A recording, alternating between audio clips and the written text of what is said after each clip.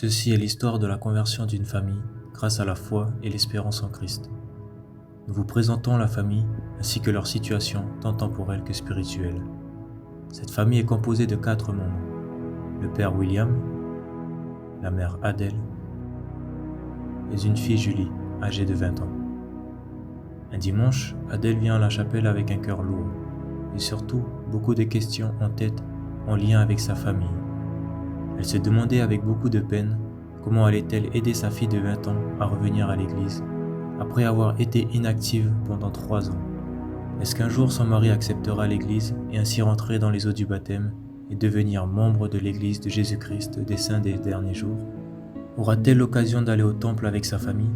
Ce sont des choses pour lesquelles elle désirait sincèrement depuis des années et pour cela, elle ne cessait d'étudier les Écritures, de prier, de jeûner pour trouver des réponses à toutes ces questions.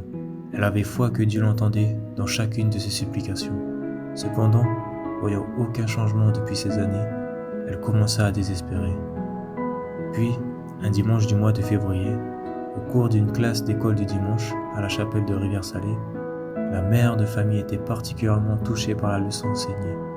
Elle portait sur la vision de l'arbre de vie que Léhi avait reçu.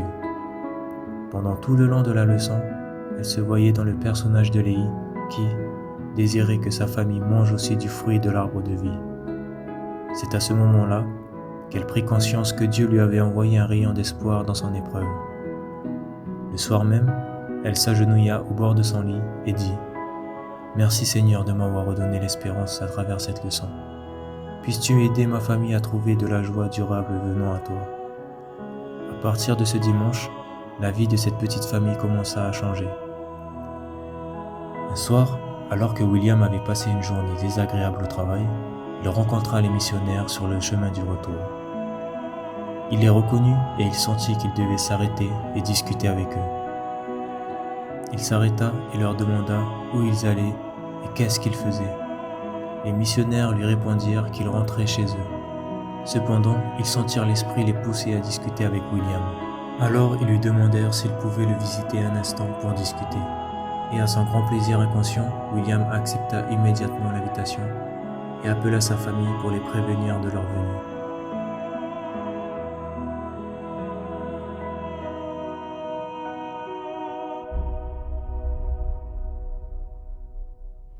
Arrivés à la maison, ils discutèrent, partagèrent un petit message, puis finirent par chanter le cantique numéro 68, « Où pourrais-je chercher ?» William avait tellement été touché par le moment qu'ils avaient partagé ensemble.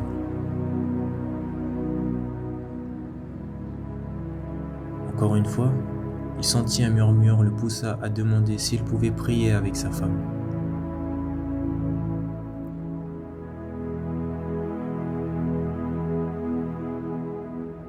Petit à petit, au fur et à mesure que les jours passèrent, William commença vivement à s'intéresser davantage à l'église. Une fois par semaine, il invitait les missionnaires dans son foyer. Il avait aussi commencé à lire le livre de Mormon et suivait les leçons missionnaires et allait à la chapelle avec sa femme, jusqu'au jour où il décida de se faire baptiser.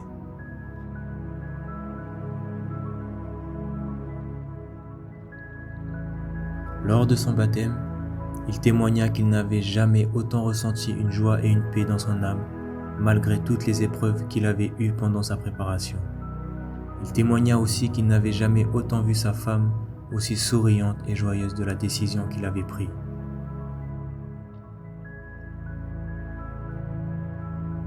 En parallèle, le jour où William rencontra les missionnaires, Julie avait aussi rencontré Marie, une de ses vieilles amies à la chapelle, à la mer. Ils ont commencé à discuter ensemble,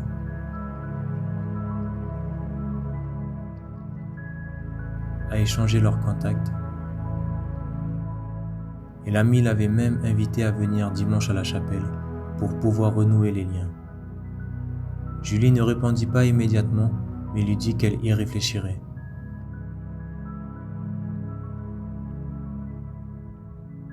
En effet, ça faisait longtemps que Julie ne venait plus à l'église, car elle voulait goûter au monde.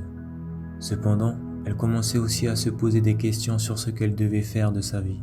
Est-ce qu'elle doit continuer ses études ou trouver un travail? Devait-elle revenir à l'église alors qu'elle était du monde? Elle perdait toute motivation d'étudier ou à s'engager à faire quelque chose. En allant à la chapelle, elle vit les missionnaires et surtout son père qui était pour la première fois concentré et intéressé par ce que les missionnaires enseignaient.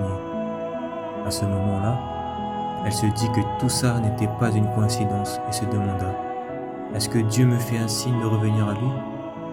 Cependant, Julie sentit comme une vague de culpabilité et qu'il était trop tard pour revenir.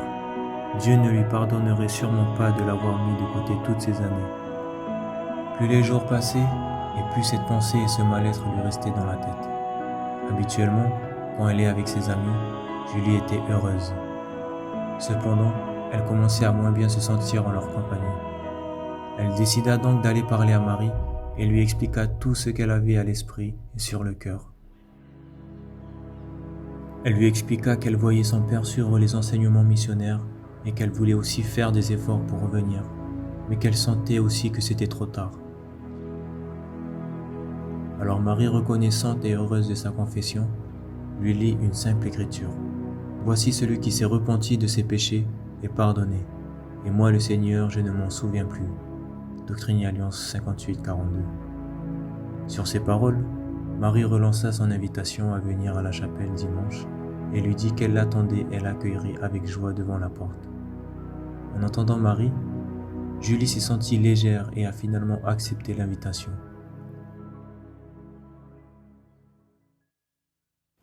Le dimanche vint, et pendant toutes les réunions et les classes, un sentiment chaleureux envahissait Julie, et elle s'est sentie poussée par l'Esprit à prier à genoux et à demander au Père Céleste le pardon de ses péchés et de la guider à revenir sur le droit chemin. Par la suite, Julie, avec foi, a commencé à remettre sa vie en ordre et à revenir petit à petit le dimanche, et à se faire un festin des Écritures et à prier. Bien évidemment, ses amis ne voyaient pas ce changement d'un très bon œil et allaient jusqu'à se moquer d'elle. Mais elle ne se laissa pas distraire par leurs paroles, car elle savait que ce à quoi elle s'était engagée était le meilleur choix qu'elle pouvait faire.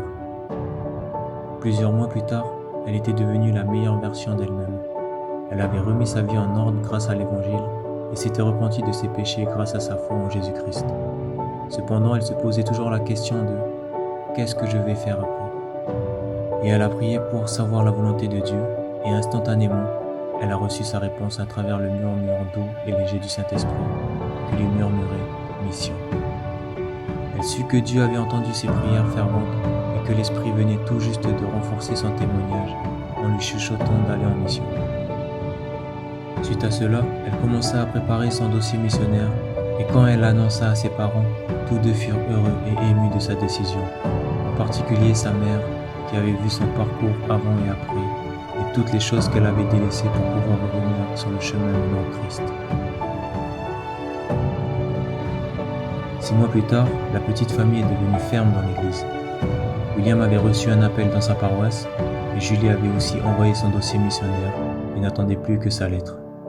De plus, il s'était fixé l'objectif de partir au temple en famille pour pouvoir contracter d'autres alliances avec notre Père Céleste, y compris le scellement en famille pour l'éternité, afin de pouvoir avoir ou connaître cette joie de se retrouver.